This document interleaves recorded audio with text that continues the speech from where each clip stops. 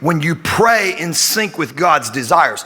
The challenge with a lot of us is we are praying our will, not God's will. I'm praying to bend God to my way and bend God to my will.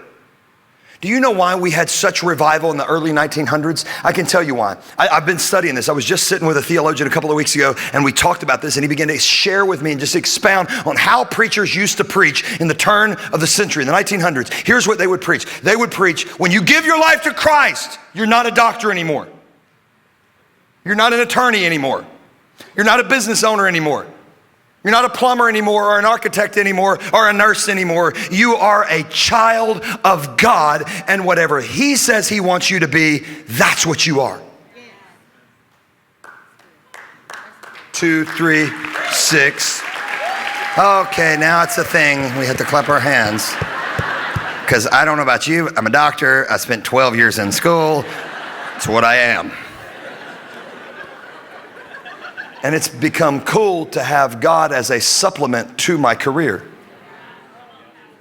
And I add God as a supplement to my relationships and God as a supplement to my life. And I'm a Christian because, you know, that side effect of blessings.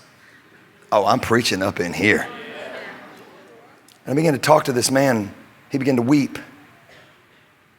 And he said, at some point we have to yield our lives and say, God, when I give you my life, I actually give you my life.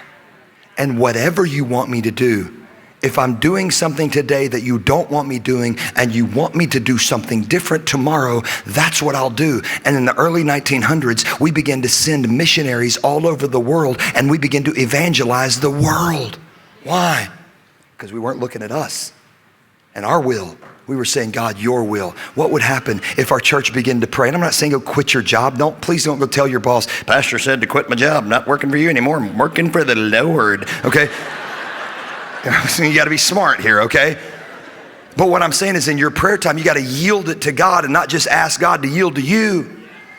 You know, I have people in my world and people in my life who tell me what they really think and what I need to really hear. And I told you, I've been being coached by Dr. John Maxwell. It's just amazing to spend personal time with him. And he prayed over me a couple of weeks ago, laid hands on me, prayed for me, prayed that God would do amazing things in my life. And I began to talk to him about his prayer life. And I said, tell me, you know, he's 72. I said, how's your prayer life evolved over all of these years?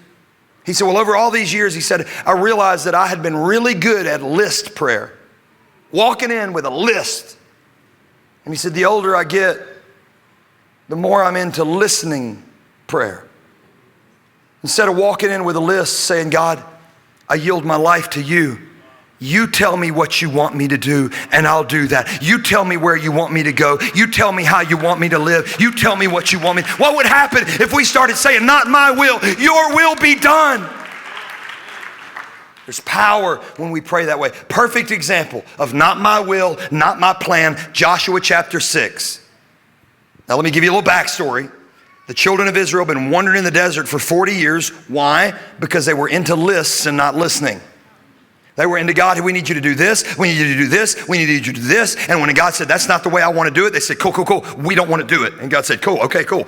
Y'all can walk in the desert for 40 years until you die and another generation arises and I'll let them see if they want to do what I want to do. Because I don't want y'all to die in the desert. I want you to walk into the promised land. But if you choose to die in the desert, I'm not going to stop you. I'm going to provide for you. Some of us are living under provision and never walking into promise because we keep giving God a list and not listening.